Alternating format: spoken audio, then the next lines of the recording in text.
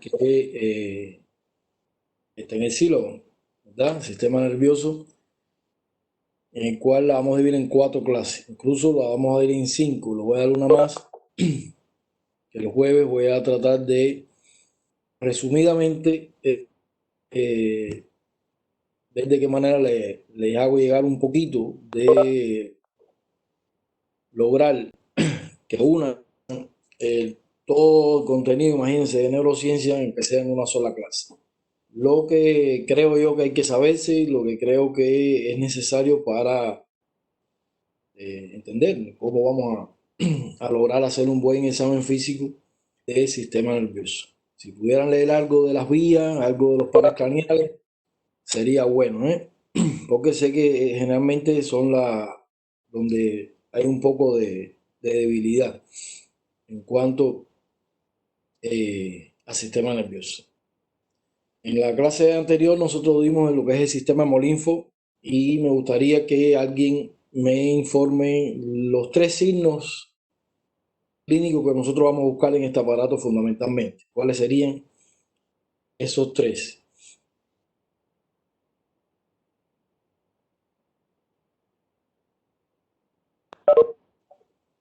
Muy bien, adenomegalia,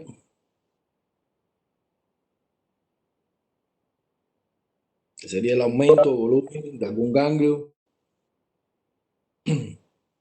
¿Cuáles son las otras? El edema, pero no es edema, tiene un nombre completo. Eh, el edema es parte de la palabra, pero tiene algo delante. La linfagitis, que viene siendo la infección, inflamación, crecimiento, invasión de gémenes, un vaso y clínicamente lo podemos como una cinta, una raya roja, enrojecida. Él, como les decía en la clase, a veces no logramos verlo de esa manera. Ya cuando nos llega, es casi toda la zona ya está enrojecida, dígase un miembro superior, miembro inferior. Y el linfedema, ¿eh? Linfedema, que es ese edema duro, producido por movimiento retro de la linfa por obstrucción. Entonces, que el caso típico de lo que es la elefantiasis. Entonces, más o menos esos serían los signos generales que nosotros vamos a buscar.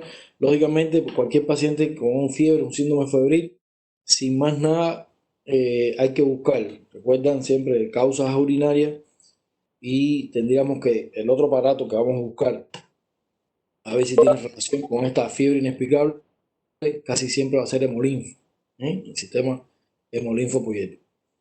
El día de hoy vamos a seguir con nervioso. Voy a compartir pantalla.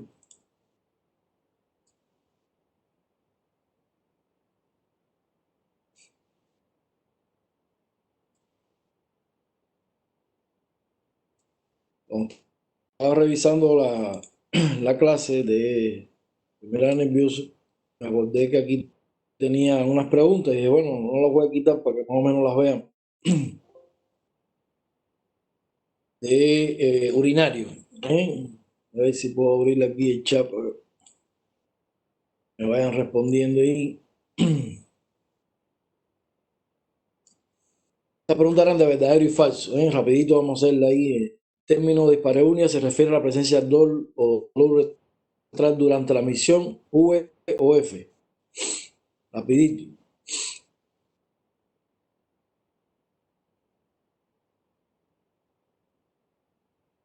No se acuerdan. Dispareunia. Es ardor o dolor retral durante la misión. ¿Verdadero o falso?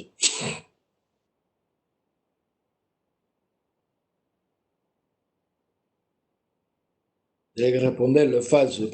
Dispareunia es dolor en el acto sexual, no durante la misión. En la maniobra de Elena se describen 2 tiempos, captura y escape. ¿Verdadero o falso?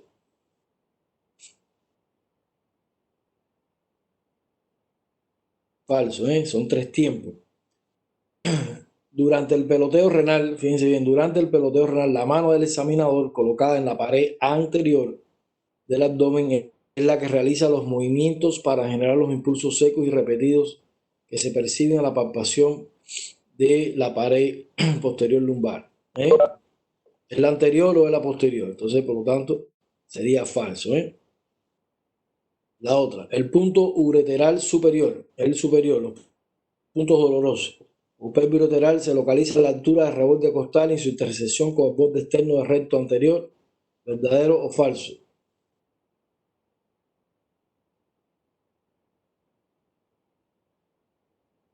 Falso, ¿eh? Recuerden que este superior es a nivel umbilical, no a nivel del reborde costal. El otro, el punto costo muscular se explora en la unión del borde inferior de la duodécima costilla en el borde externo de la masa muscular espinal. ¿Verdadero o falso?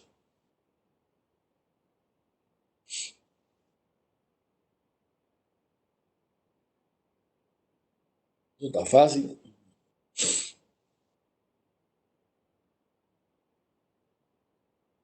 En este caso sí es verdadero, ¿eh? En este caso sí es verdadero. Este es el punto costo muscular, que es el ángulo que forma la décima costilla con la masa muscular de los músculos dorsales. El otro, el punto lateral inferior, se explora mediante el tacto rectal o vaginal en la mujer. Siempre que le pongo este literal, cometen errores. ¿Eh? Esto es falso, porque en la mujer solo se hace tacto vaginal.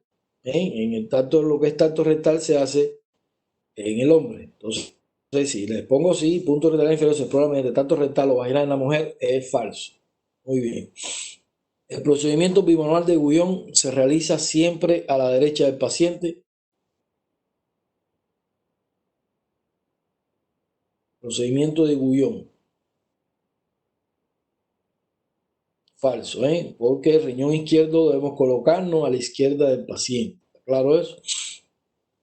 El otro, el punto pieno lateral medio se localiza a la altura de la línea umbilical.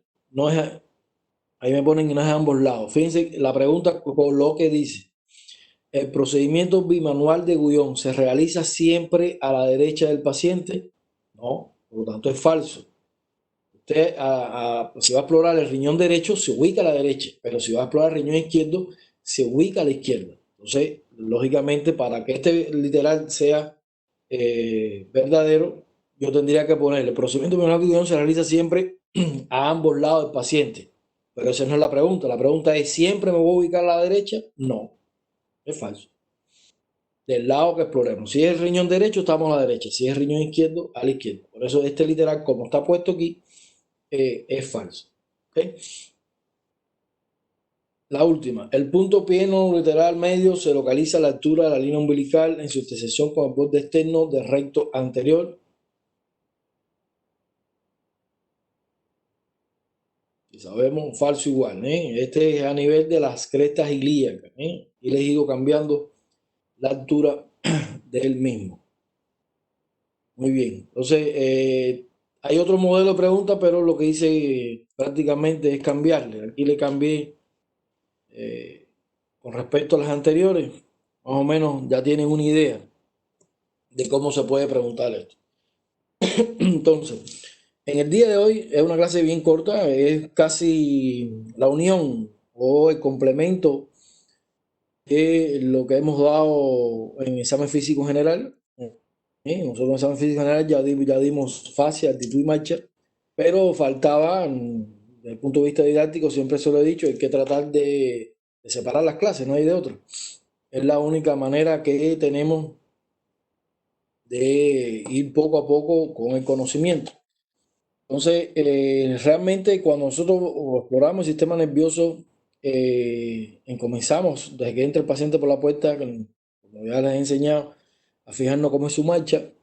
La fase que viene presentando la podemos hacer más evidente ya cuando lo estemos examinando. Muchas veces estos pacientes con patologías nerviosas no vienen caminando, prácticamente vienen en una camilla y nosotros somos los que nos vamos a acercar hacia la camilla y vamos ahí a hacer ciertas maniobras, ciertas cosas, incluso con el interrogatorio, en la cual nos vamos a fijar en sumarse a la actitud que tiene en la misma. Y bueno, si se puede explorar la marcha, pudiéramos indicarlo, ¿no? Pero muchos de estos pacientes ya están, como decía, en un estado en el cual vienen en camilla, no pudiéramos explorarlo. Y entonces empezaríamos por algo más sencillo, que sería lo que es el estado mental, ¿eh? El estado mental del paciente, que nos va a marcar un poco qué es lo que nosotros hoy clasificando a este paciente desde el punto de vista de nervioso. El examen físico de nervioso no es como otros aparatos que estábamos acostumbrados a hacer: inspección, palpación, percusión, auscultación. Aquí vamos a hacer una combinación, una mezcla de ellas, en la cual, por ejemplo, cuando vemos la fascia y marcha, muchas veces lo que estamos haciendo es la inspección. Cuando estamos explorando un poco lo que es motilidad, fuerza muscular, vamos a hacer maniobras combinadas de inspección y palpación, igual que el trofismo. E incluso cuando vemos los reflejos, muchas veces vamos a ver la inspección y vamos a tener que usar la percusión, ¿verdad? Y vamos a utilizar muchas maniobras combinadas. Y vamos a utilizar cosas que hasta ahora no hemos hecho: utilización de, por ejemplo, el martillo con el diapasón, para hacer pruebas, tanto de sensibilidad con las pruebas acústicas, desde el punto de vista de audición ósea o audición aérea, cuando vemos los pares craneales. Vamos a tener necesidad de tener, por ejemplo, distintos olores, distintos sabores, tener necesidad de tener algo que esté frío, algo que esté caliente, tener para poder, por ejemplo, una mótica de algodón o una brochita. A veces los martillos, estos percutores, vienen por un extremo, uno desenrosca y tiene, por ejemplo, ya la aguja, con la cual un objeto puntiagudo para poder explorar lo que es sensibilidad y dolor. Viene por el otro lado con una brochita para lo que es tacto superficial, que también podemos tenerlo con algodón. Entonces vamos a tener a veces una serie de utensilios y vamos a hacer una serie de pruebas que no son como inspección así muy marcada, palpación, percusión, ocultación, sino una combinación de ellas y de ciertas maniobras que vamos a hacer para poder cada parámetro del sistema nervioso, que son unos cuantos, no es como hasta ahora estábamos acostumbrados. Lógicamente, como así hicimos el examen físico general, que le abordábamos con fe, así, actitud y marcha, también es necesario tener algunos aspectos que van prácticamente con lo que es la entrevista, y que puede empezar antes, porque ya les digo, a lo mejor fue que fuimos directo el paciente a la cama o a la camilla y todavía no hemos hecho conciencia de qué fase tiene el paciente, o incluso no sabemos por el estado que tiene, si tiene alguna marcha ya patológica. Y nosotros tenemos que realmente explorar, tener un enfoque que es general, que vamos a utilizar mucho la entrevista para poder hacer todo el registro del sistema nervioso. Nosotros, para empezar, tenemos que hacer la evaluación del estado mental. Estado mental que también lo vamos a obtener desde el primer contacto con el sujeto, donde desde que nosotros, con un paciente que no tenga ninguna alteración, esto se hace muy sencillo. Desde que nosotros estamos preguntando nombre, edad, le estamos diciendo al paciente: siéntese, desvístase, acuéstese en la camilla, ciérreme la puerta, quítese los zapatos, cualquier acción que estemos de manera, y responde el paciente lógicamente bien, estamos prácticamente evaluando sin ningún problema, e incluso nos saltamos pasos porque vemos que las respuestas son adecuadas.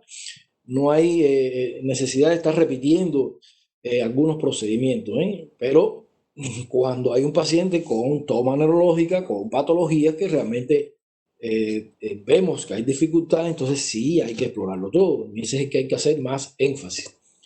Entonces, desde el punto de vista ordenado, nosotros vamos a tratar de evaluar todas esas funciones controladas por la corteza cerebral, dígase la habilidad de pensar, de entender, interactuar con nosotros, en caso de estamos en una consulta médica, pero debemos hacerlo de esta forma ordenada, no podemos saltar. Nosotros lo primero que vamos a hacer es ver lo que es el nivel de conciencia, la orientación en tiempo, espacio y persona. Veremos que lo primero que se pierde, si el paciente pierde alguna, está desorientado, sería primero en el tiempo, después en el espacio y por último, persona. Vamos a ver las memorias, utilizando más la anterior y retrógrada desde el punto de vista clínico, y el lenguaje, que prácticamente como les anunciaba, si nosotros estamos interrogando al paciente, nombre, apellido, edad, donde trabaja, cantón, muchas de las cosas, ya prácticamente ya estamos dando por hecho y ya podemos decir paciente consciente, orientado a tiempo, espacio y persona, con buena memoria y con un lenguaje claro y coherente. Y ya estamos evaluando desde el punto de vista nervioso que el paciente no tiene nada de esta parte del estado mental. Después exploramos las otras cosas que tienen que ver con periféricos. Entonces, desde el punto de vista de nivel de conciencia, está muy como tal regulada por el sistema reticular activador ascendente. Ese sistema reticular, eh, eso es como una malla. Si alguien ha visto una malla grande para pescar en el mar, en un río, o sea, más o menos el sistema reticular en tronco cefálico tiene esta forma. Eh, las partes más finas de una malla, que serían los hilos, los cordeles, que me unen, que se unen haciendo un trasmayo, serían, algunos serían, pueden ser dendritas, algunos pudieran ser alzones, y donde ellos se cruzan, ahí están los núcleos que serían las neuronas como tal. Entonces, pero todo ese trasmayo se unen con todos los núcleos que están ubicados en todo lo que es tronco cefálico y tiene retroalimentación y manda información entre ellos, las comunica todas y ella es la que logra un poco lo que es estado de vigilia del paciente. Entonces, desde el punto de vista de este nivel de conciencia, nosotros vamos a ver el desenvolvimiento del paciente, la habilidad de hablar, ese lenguaje, si cumple órdenes, por eso le decía, siéntese, pase hacia atrás, desvístase, todas esas órdenes que nosotros damos, estamos viendo las habilidades motoras, estamos viendo el desenvolvimiento, estamos viendo que está interactuando, está entendiendo las acciones que nosotros le estamos mandando. Entonces, en dependencia de eso, nosotros vamos a lograr tener este nivel de conciencia desde el estado más superior, que sería el estado de alerta, luego le sigue consciente o vigil o totalmente despierto, se puede poner de esas tres maneras, después ya le sigue un poco tomar el estado de conciencia con un nubilado estuporoso y por último el estado más grave del estado de conciencia sería el estado comatoso. En caso de alerta, este individuo lógicamente está despierto, va a responder incluso ante estímulos muy sensibles, su respuesta puede ser vigorosa, puede ser intensa, incluso o se manifiesta un paciente acostado o hasta haciendo pruebas desde el punto de vista electroencefálica y se habla lógicamente que este estado pudiera ser hasta patológico, que sería en qué estado, los estados psicóticos. Esos pacientes eh, para redondearlo, me pueden entender los locos, cualquier estado psicótico en cual no está comatoso, está bien vigilante el paciente, está alerta, está despierto, pero es tanto la vigilia que llega a lo patológico. Hay pacientes que incluso en estado psicótico importante que no duermen, están alerta a lo que sea, y usted le ven esa mirada fija, esa exaltación, y lógicamente, como nivel superior, pudiera incluso ser patológico. El que más utilizamos nosotros para un estado lo más cercano a lo normal, en estado de, de como tal de nivel de conciencia, generalmente utilizamos más paciente consciente, vigil, paciente despierto, ¿verdad? Para ese individuo que no importa lo que haya pasado, pudiera lógicamente estar con sus ojos abiertos, responder muy bien y estar orientado en tiempo, espacio y persona. Pero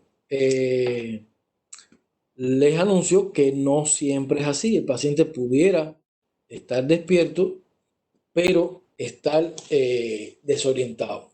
Ejemplo típico, paciente que viene en un viaje interprovincial en un bus Quito-Manabí, Quito-Puerto Viejo, el bus nadie quiere, pero tiene un accidente, cae incluso por un barranco, hay herido, ya está fallecido y cuando llegan los rescatistas encuentran algunos de esos individuos y tienen los ojos abiertos, incluso puede cooperar, le pones la camilla, logra acostarse en la camilla, pero cuando le interroga ni sabe dónde está, ni sabe qué pasó, no logra responder que viene desde Quito.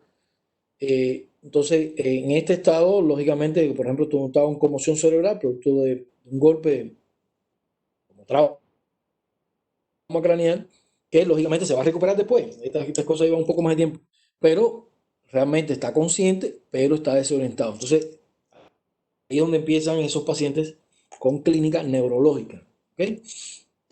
Después le sigue el sujeto nubilado. Y el sujeto nubilado tiende a dormirse. Incluso la mayor parte del tiempo puede estar dormido. Realmente él despierta con estímulos pequeños, una pequeña sacudida. Hola María, hola José. Lo despiertas, lógicamente, sabiéndonos el nombre. Y puede incluso decir su nombre, responder ciertas preguntas, pero todo muy corto, todo muy poco tiempo. Y si hacemos pausa, el paciente vuelve a dormirse fácilmente y pudiera no estar desorientado. Este mismo paciente que venía en ese bus, y lógicamente tenemos que nosotros lograr despertarlo para que coopere, pero inmediatamente vuelve a dormirse, pero logra despertar a estímulos pequeños.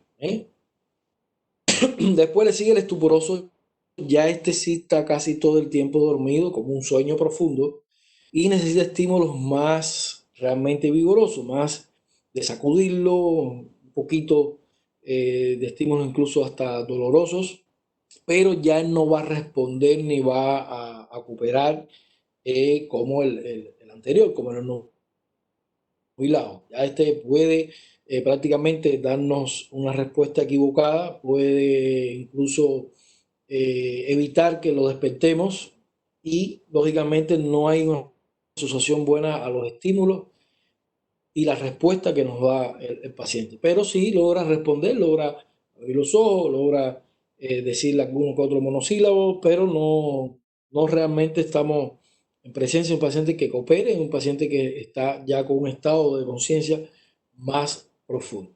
Y llegando al último estado, lógicamente, que sería el estado comatoso, que ya no va a responder ni con sacudidas ni con estímulos un poco más vigorosos, sino ya van a ser estímulos realmente fuertes al dolor. E incluso la respuesta que pudiéramos provocar en ellos sería como quitarnos la mano, quitarnos de ese estímulo doloroso que estamos haciendo. No va a responder verbalmente, realmente cuando más hay cierto pestañeo, hay cierta apertura ocular, pero no es lo que esperamos. Cuando más alguno que otro monosílabo, y sigue en su estado comatoso. Hay pacientes que realmente se encuentran en estado de coma profundo, donde solamente pudiéramos explorar los reflejos, porque no hay respuesta ni siquiera a estímulos dolorosos. Realmente el nivel de conciencia muchas de las veces lo vamos a poder nosotros utilizar con la escala de Glasgow. Vamos a nosotros basarnos en lo que es la apertura ocular, la respuesta verbal y la respuesta motor. Esto da un puntaje de 15, ¿verdad? Donde ese sería el puntaje máximo. El paciente tiene una apertura ocular espontánea, está bien orientado, conversando, no le vemos ninguna toma, ni está desorientado ni nada que parezca, y responde muy bien: siéntate, párate, ponte para acá, abróchese, quítese, aguánteme aquí. Todas esas respuestas, incluso donde te duele, qué te pasó, donde usted se siente algo, perfectamente. Aún esté politraumatizado, tenga hasta fractura, el paciente responde muy bien y obedece muy bien.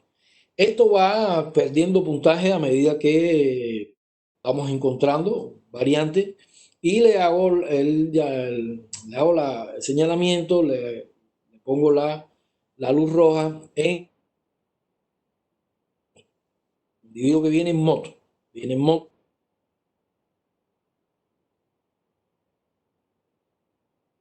pero viene de una fiesta donde bebió.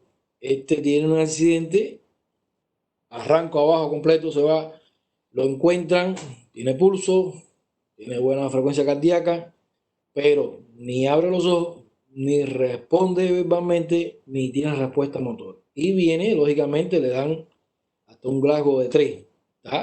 No responde, no tiene apertura ocular y ni habla. Y sin embargo, no tiene nada. Simplemente lo que tiene es un estado alcohólico que le provocó el accidente. Es verdad que estuvo lo más abajo, todo barranco, pero simplemente lo que tiene son escoriaciones, alguna cotrería, pero no tiene, desde el punto de vista analógico, solamente está bajo los efectos, incluso de otra droga pudiera ser, y muchas veces en urgencia les puede pasar esto. Lo traen, le dice, tiene un GLAGO 3, GLAGO 4, y le sentimos el aliento etílico, estamos haciendo pruebas, los reflejos pupulares responden bien, reflejo fotomotor, no hay hiperreflexia, empezamos con estímulo doloroso, vemos que nos quita vigorosamente la mano o el estímulo que le estamos provocando, y lógicamente, si fue bajo un accidente, sí estamos en la obligación de hacerle un estudio, dígase TAC, dígase resonancia, y vemos que no hay ningún problema. Entonces el paciente que con un suero con vitamina,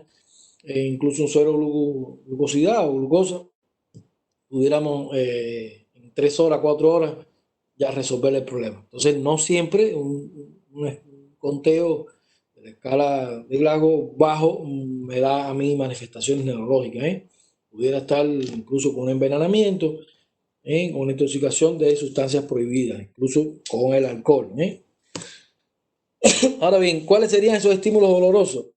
A veces todavía pueden ver ustedes que con los nudillos nosotros a la mano hacemos estímulos dolorosos en lo que es el, el esternón.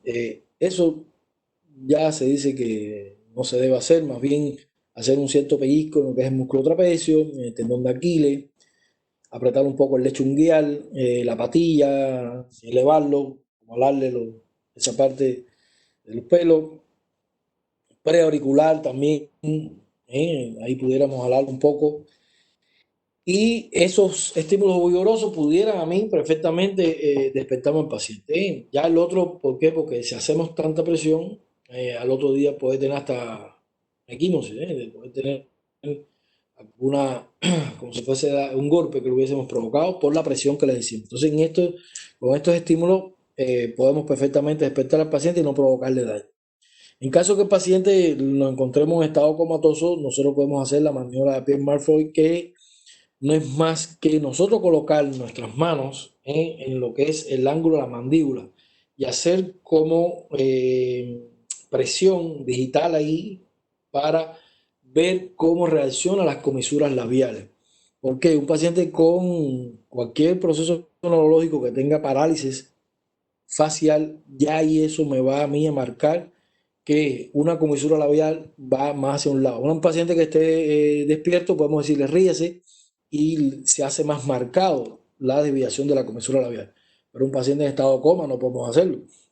Entonces, con esta maniobra de Pierre-Marfroy, que prácticamente estamos probando el séptimo par en un paciente comatoso, nosotros logramos ver la simetría facial, con esa maniobra tan sencilla. En caso de la orientación, nosotros vamos a hacer igual una serie de preguntas para saber si está ubicado realmente en tiempo, lugar, persona. Y empezamos simplemente con orientación en tiempo, que hay que tener en cuenta. Imagínense, en esta época ahora no sabemos si hoy es martes, si es lunes, a veces no sabemos si es julio. Estamos en esta pandemia, cuarentena. La variante que tenemos no siempre nos permite tan rápido, a lo mejor decir qué día es hoy y saber si es 20, 21, 22, ¿verdad?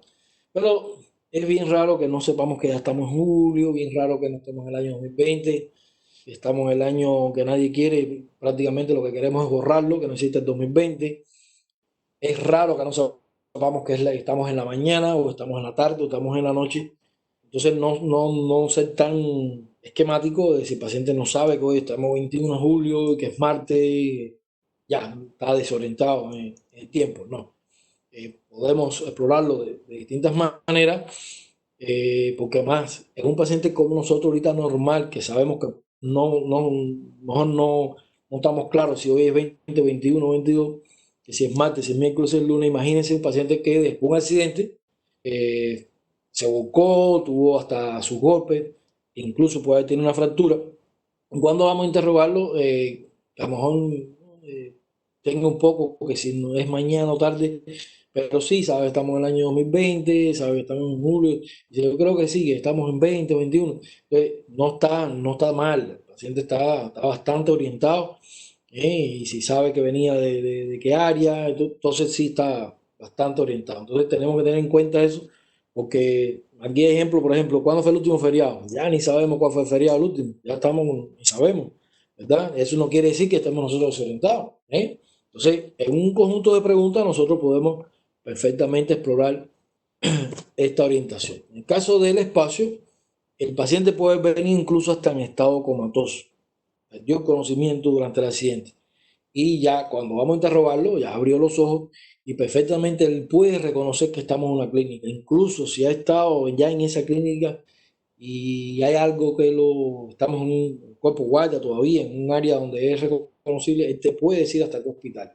Lógicamente, si estamos hablando de un viaje interprovincial donde vamos a un hospital nuevo, o es llevado a un hospital nuevo, es muy difícil, pero él puede identificar que está en un hospital, que está en una clínica, y a lo mejor si está, él dice, bueno, yo venía de Quito, yo creo que estaba pasando el bus por Santo Domingo cuando tuvo el accidente, entonces está realmente bien orientado, ¿eh? Nosotros podemos hacer una serie de preguntas de dónde se ubica, en qué cree qué estado está, en qué provincia, ciudad, incluso nombre de edificio. Nosotros estamos explorando casi siempre en consulta, estamos explorando casi siempre en hospital, entonces él tiene que identificar perfectamente que estamos en una clínica. Y si ha estado ahí, hasta el nombre te lo puede decir. De lo contrario, si no reconoce ni idea o lo confunde, sí está desorientado en cuanto al espacio. En cuanto a la persona, eh, esto también se puede explorar muy fácil si no sabe cómo se llama. Imagínense quién está aquí, aunque no conozca, puede señalar perfectamente que esto es una enfermera, incluso puede señalar que uno es un estudiante, el otro es el médico, perfectamente, ¿eh? Después, incluso a los días, se hacen evoluciones diarias, ya sabe quién puede ser hasta el jefe del servicio, todo, puede reconocerlo perfectamente. Y todas las preguntas que tengan que ver muy directamente a él, en qué trabaja, quién es él, si hay algún familiar presente, si lo reconoce, ¿verdad? Y siempre evitar que la familia responda. Hay que tener en cuenta esto, que siempre sea el paciente quien responda, ¿verdad? Todas estas variantes de preguntas para saber si él está ubicado en quién es él.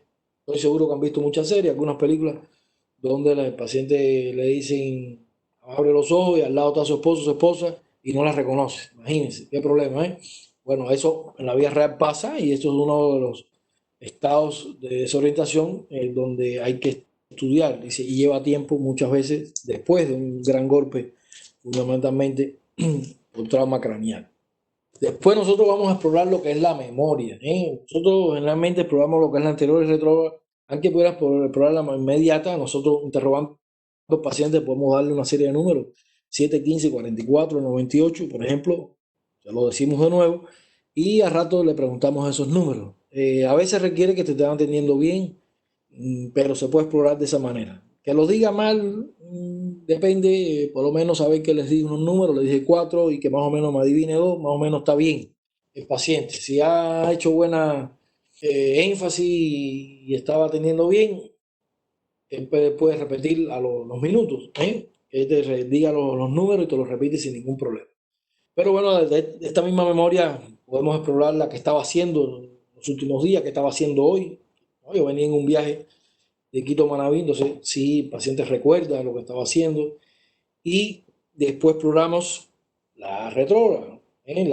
En qué colegio estudió, a lo mejor cuando aprendió a montar bicicleta, eh, cuál fue la primera playa que recuerda. Hay ciertas preguntas de su vida y de su niñez que incluso cuando pacientes tienen demencia senil, esta es la que nos afecta, ¿eh? Por eso el paciente a veces confunde nietos con hijos, porque les recuerda esa época. La que se afecta es la anterior. El paciente no recuerda si comió, el paciente no recuerda si se bañó, si fue al baño, y ahí vienen los problemas, síntomas serios que se hacen cada vez más profundos a medida que pasa el tiempo en lo que es la demencia senil.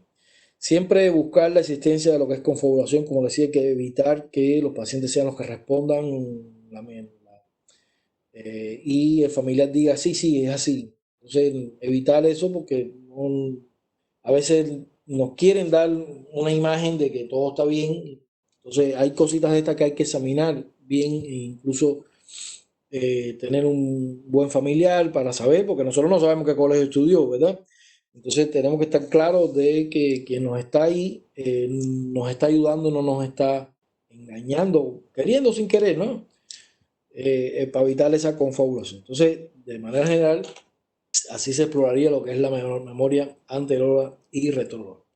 Y durante todo este examen físico, nosotros hemos hecho hablar al paciente. Entonces, nosotros podemos perfectamente determinar si su lenguaje es claro, coherente, articula bien, no tiene ningún problema en el habla, que sería una disartria, esa incapacidad para hablar adecuadamente, pero debemos preguntarle al paciente o al familiar, él siempre ha hablado así, dice, no, él habla a lo mejor, ahorita es que no se le entiende nada.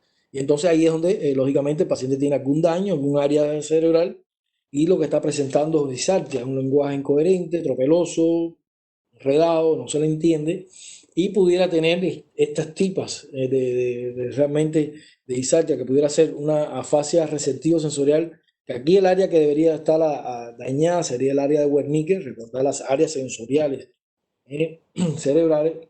Este paciente, ¿qué es lo que tiene? Este paciente tiene la incapacidad de leer.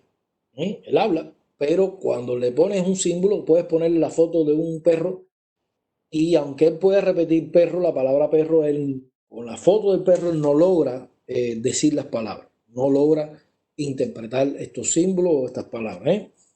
La fascia motora es al revés, él logra identificar bien la fascia de Broca, que a lo mejor es un perrito, pero no logra decirlo, no le salen las palabras. Entonces no lo logra integrar y lógicamente también va a tener una fascia, no logra hacer ese lenguaje. Y pudiera haber una fascia mixta o global, el paciente tiene mezcla de las dos y muchas de estas mejoran con rehabilitación. Cuando ya el daño ya pasó, ya el daño está, no va a haber otros cuadros que me empeoren el caso. Pudiéramos con mucha rehabilitación, muchos ejercicios mejorar, pero ya el daño está hecho. Recuerden que las neuronas son células permanentes, no se regeneran. Entonces, lo que vamos a enseñar a que el paciente aprenda con su discapacidad, seguir adelante y buscar alternativas. Entonces, esto sería todo por hoy. Esta primera parte de lo que es el examen físico del aparato nervioso, que en conjunto con la fase, en conjunto con la actitud y con la marcha, nosotros ya pacientes normales, como nosotros que lleguemos, ya si tenemos que hacer una historia clínica completa, empezamos paciente inconsciente, orientado en tiempo, espacio y personas, memoria conservada y responde con un lenguaje claro y coherente. Y con eso estamos resumiendo la clase de hoy, que no tiene problema. Pero si ya tiene algún estado de nivel de conciencia perdido, ya no responde, ya no está orientado, ya qué alteración de la memoria tiene y si tiene un lenguaje tropeloso o no, una disartria, entonces sí tenemos que profundizar en lo que es el examen físico del nervioso para ver hasta dónde llega el daño. En conjunto de estudios imagenológicos, dígase tomografía, dígase resonancia, pudiéramos hablar, porque a veces es un cierre y abre de nuevo una arteria, ya me puede dar problemas, pero a veces es una verdadera trombosis, a veces una hemorragia, y ya va a ser más permanente, el daño va a ser, a medida que pasen los días, pudiera incrementarse los problemas neurológicos. Entonces, ¿alguna pregunta, algo que quieran indagar, que no les haya quedado claro?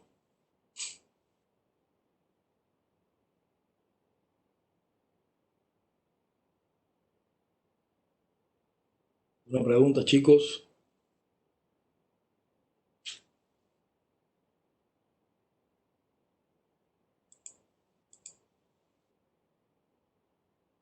Una clase bien corta, muy fácil, de aplicarla. Fíjense que un poco de observación y un poco de entrevista, casi todo lo que estamos haciendo aquí. Por eso se pierde un poco de impresión, palpación, percusión y auscultación. Pero es importante tener bien marcado esto porque a veces no le hacemos caso. Ahí abuelitas amanecen y no reconocen. Abuela, no me reconoce. Y como en lo que se preocupa, que llaman, quien está en el trabajo para que vengan, y ahí la abuelita ya reconoce. Nada, eso es cosa de la edad. Cuando pasa eso, te está avisando que un vaso se trancó. Y quiere decir que puede pasar y puede pasar permanente. No puede ser verlo como que es normal. Siempre hay que evitar, y ese es el caso que hay que estudiar. Ese es el que te está avisando de que va a pasar. Y no, a veces la familia no le hace mucho caso, le dice que es la edad. Y sí, claro, la edad influye, pero podemos tener mejor calidad y evitar, lógicamente, eso a mejor paciente ya se le hace todos los estudios y se le puede dar un tratamiento un poquito para diluir un poco más la sangre, para que realmente por las arterias más finas y no haya pequeñas trombosis, ver si la presión, cómo la tienen.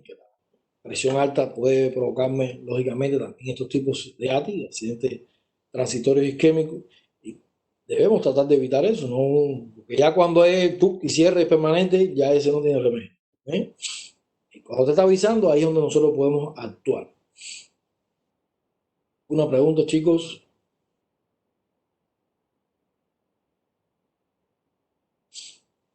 Con la debe ser con la cámara encendida. Hay unas indicaciones por ahí de, de la universidad. Y yo nunca voy en contra de la universidad ni nada que se parezca. Pero yo voy a tomar mis propias medidas. Ustedes las aceptan o no. Porque yo lo único que quiero es que usted haga un examen y estar yo consciente y tranquilo de que no hay fraude.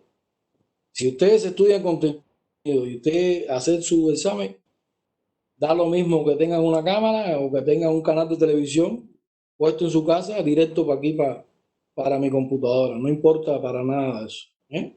Así que esa parte no se preocupen. Preocúpense por aprenderse ahorita el contenido, y lo otro lo vamos a ver. No se preocupen por eso. ¿Eh? Y todas las indicaciones con el examen. Todo lo que esté, aporte, todo lo tarea y eso no hay todavía ninguna indicación. Por tanto, no es mi caso. Vamos a hablar de todas las asignaturas. Todas son libres de hacerlo como la forma que deseen. Me quedan 5 minutos. Así que por esa parte no se preocupen por eso. Lo más importante es que lógicamente se sepan el contenido. La navegación no va a ser libre.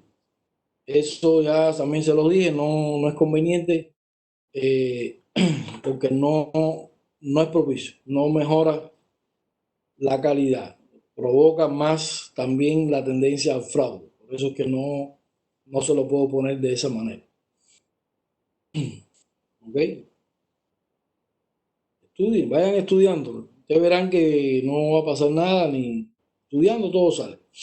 Ni va a hacer preguntas de más allá, ni nada. El mismo nivel de profundidad y la misma característica de las preguntas que hemos hecho hasta ahorita.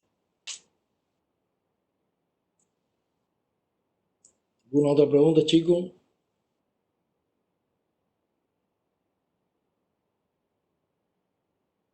Para que no se me caiga la clase. Si tienen más dudas sobre eso, escríbanle a Melania. Melania me escribe y yo puedo escribir, describirles más, ¿no? Los procedimientos. Para no, porque ahorita se me cae ya la plataforma.